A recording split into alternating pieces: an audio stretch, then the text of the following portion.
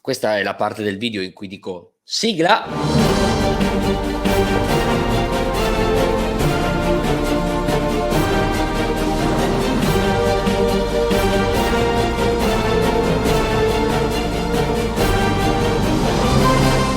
Cari telespettatori di Verona News, ben ritrovati, soprattutto iniziamo a dirci tanti auguri, sappiamo che quest'anno come non mai anche questa frase che non è più diventata attualità e consuetudine, però è molto importante, per cui tanti auguri di questo periodo natalizio. Ovviamente l'attualità ci porta sempre lì, chiaramente a parlare dell'emergenza sanitaria e tutti i risvolti che ha e ha avuto e continuerà ad avere nelle nostre vite, la mia, la vostra e quella dei nostri cari e anche di quelli che sono i soggetti più a rischio, i più deboli, ma a cui vogliamo tanto bene, cioè gli anziani. Per fare questo, e io ringrazio intanto della gentilezza, della cortesia per essere qua con noi, abbiamo in collegamento l'avvocato Alessandro Capiotti, presidente del consiglio di amministrazione dell'Istituto Assistenza Anziani, che a Verona fa tanto lavoro. Innanzitutto grazie per essere qua con noi. Grazie a lei, un saluto agli ascoltatori e buon Natale ovviamente a lei e a tutti quanti. Assolutamente, abbiamo anche provato insomma con una cornice più natalizia per portare un certo tipo di atmosfera, ma torniamo appunto nella attualità, nella cronaca. Allora, una breve scheda così, una breve carta di identità di quella che è la sua, diciamo, occupazione. Sì. Sappiamo che i numeri sono molto importanti in questo senso. L'istituto che presede è un istituto che oggi conta 5 case di riposo, 2 case famiglia, oltre a tutta una serie di attività domiciliari. Più o meno gli ospiti posti letto, diciamo, all'interno delle nostre strutture sono circa 670, con un ammontare di 530 lavoratori che danno e prestano il loro servizio durante l'anno. È una realtà ovviamente a Verona assolutamente di rilievo, considerato che le 5 case di riposo che noi gestiamo insistono tutte sul territorio veronese, tra Saval, Verona Centro, con quella un po' più dislocata che è a Marzano. Chiaramente, come tutte le case di riposo, viviamo in questi momenti grande tensione e grande criticità determinata da questa pandemia, che proprio nelle case di riposo ha trovato il punto, diciamo così, più debole e quindi il momento più facile in cui attaccare, creando, sappiamo bene, i lutti e le problematiche che tutti già conosciamo. Le case di riposo che noi gestiamo sono case di riposo per media e bassa intensità, quindi con rilevanti condizioni di patologie sanitarie a carico dei nostri ospiti. L'età media è molto alta sicuramente, quindi andiamo proprio nella parte proprio più esposta. Certo. Okay. È altissima l'età media, che negli ultimi 20 anni si è ulteriormente alzata, nel senso, non so se lei ricorda, ma 15-20 anni fa in casa di riposo arrivavano 70enni, 72 anni, adesso a 70 anni lavorano e quindi da noi arrivano a 86, 88 o anche oltre. Abbiamo più di un centenario che è gradito ospite delle nostre strutture. Ok, e che appunto in questo senso è stato, queste strutture sono state oggette allora di un controllo. Allora io la volevo abbozzare in maniera molto generale per farla poi approfondire, perché è un po' il nucleo del nostro certo. Incontro. Raccontiamo che cosa è successo e i risvolti che ha portato a questo controllo. Il 18 dicembre abbiamo avuto un controllo da parte dello SPISAL, che è l'autorità dal punto di vista lavorativo che verifica quali sono le condizioni, le procedure dal punto di vista della salute dei lavoratori. Ovviamente non è il primo, perché grazie a Dio lo SPISAL da noi funziona e quindi i controlli non solo da noi ma genericamente sono puntuali, precisi e ripetuti nel tempo. Hanno effettuato il controllo si è concentrato anche su quelle che sono le procedure che sono state adottate dall'istituto durante la pandemia. Precisiamo procedure che sono state, diciamo, formate ancora nel mese di marzo, quando è arrivata la prima ondata, che poi sono state sistematicamente adeguate ovviamente al vaglio delle autorità sanitarie, che hanno dato gli indirizzi per procedere a questi adeguamenti.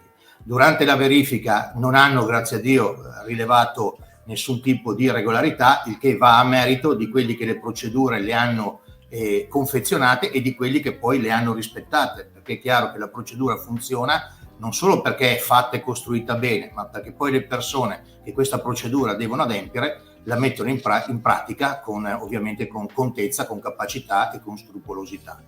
Siamo felici. Questo ovviamente si inserisce in un contesto di rilevanti, diciamo così, accuse fatte da alcune organizzazioni sindacali che per fortuna, almeno secondo noi, vengono un po', diciamo così, lenite, abbattute proprio da questo tipo di controllo che ha certificato, quantomeno dal punto di vista della teoria, perché poi la pratica è comunque singola, la regolarità di quanto finora fatto, finalizzato al controllo nei limiti di questa pandemia nell'istituto.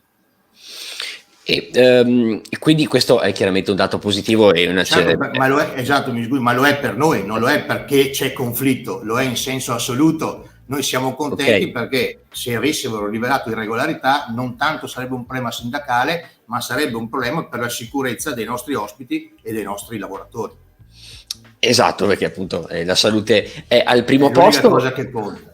Esatto, però ecco, ci sono questi risvolti un po' agrodolci o addirittura amari, se vogliamo, che mi raccontava qualcosa anche di natura squisitamente politica, magari ideologica. Sì, noi abbiamo una situazione conflittuale con alcune sigle sindacali, diciamo i confederati per usare il termine di una volta, e conflitto però che non trova nella situazione pandemica la sua origine, perché i conflitti che si sono innestati con i sindacati, non mi metto al momento a discutere su chi ha torto o chi ha ragione, perché entreremo nel merito tecnico-giuridico di quelle che sono le richieste dei sindacati rispetto ovviamente all'opposizione fatta e dall'istituto, ripeto, opposizione che si fa nell'interesse dell'istituto, posto che non è una società privata dove il consiglio di amministrazione e i soci a seguito del conflitto possono liquidarsi quote economiche perché rifiutano una proposta dei sindacati.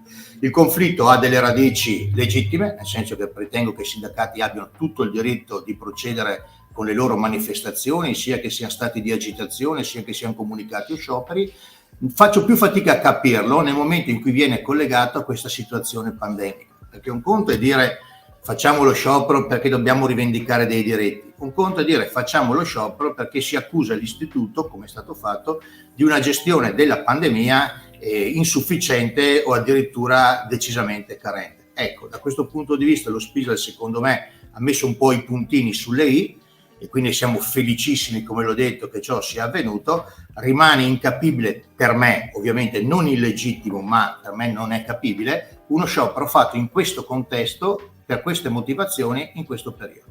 Non è, diciamo, appunto, il tempismo è assolutamente sbagliato. E mi si permetta un inciso, solo certo. All'Istituto Assistenza Anziani, perché la stessa situazione pandemica c'è ovunque, anzi in alcune situazioni è anche molto ma molto più grave, ma non per colpe, perché c'è una questione di caso, nessuno ha mai subito questa pandemia, nessuno sa come fare, e quindi anche quelli che sono più colpiti non sono colpiti a fronte di incapacità piuttosto che di inadeguatezze, sono colpiti perché le RSA, lo si ricordi, non sono strutture chiuse, perché noi abbiamo chiuso agli esterni da oltre un mese e mezzo e avevamo 0 contagi, ma avendo 530 lavoratori, come tante altre realtà del territorio veronese, i lavoratori giustamente tornano a casa loro, incontrano i loro familiari, magari figli asintomatici, e senza nessuna colpa rientrano tranquillamente a lavorare. Al momento della verifica della temperatura non hanno sintomi, lei capisce che solo questo meccanismo rende impossibile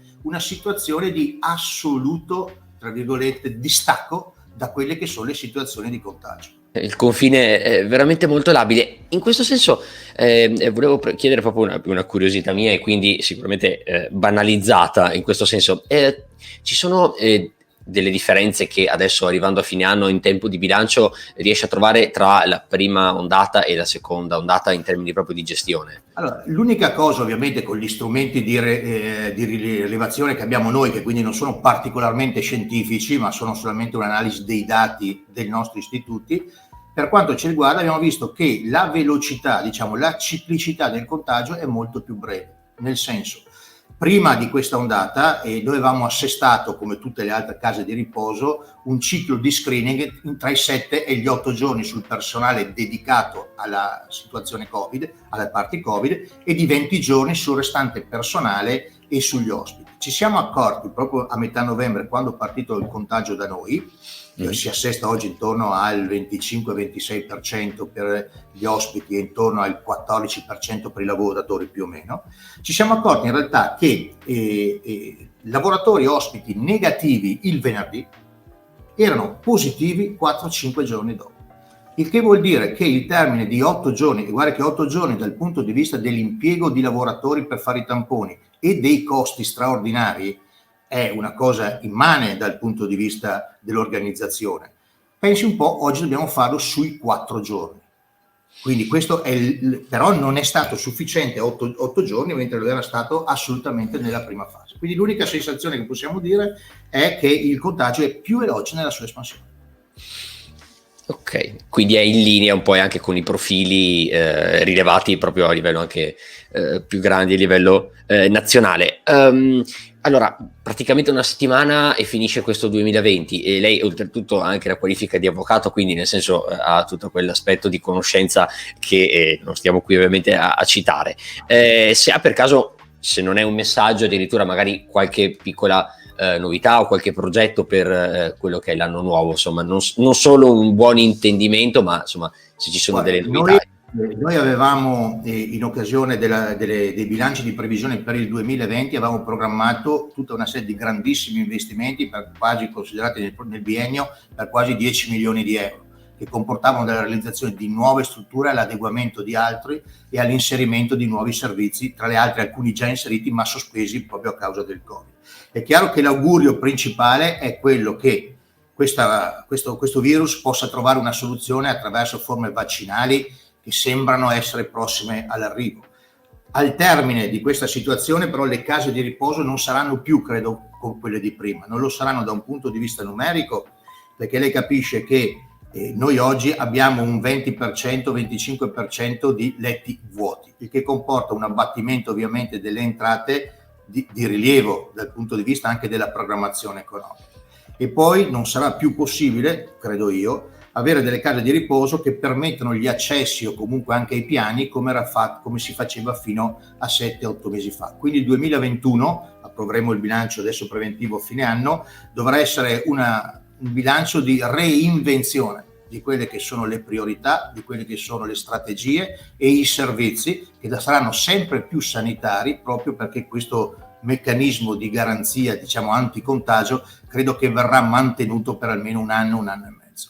Il sistema veronese rispetto magari a quelli delle altre province, non so se c'è qualche... Guarda, io sono anche nel consiglio di amministrazione di URIPAB, che è l'associazione di categoria di tutte le IPAB del Veneto. Okay. Abbiamo avuto anche ieri un'ultima riunione, tra le altre con anche rappresentanti di UNEBA, invece che la versione privatistica, diciamo, dell'associazionismo di cui facevo riferimento. La realtà è che non c'è una situazione buona, una situazione cattiva, gente brava o gente che non si è comportato, che non ha ascoltato.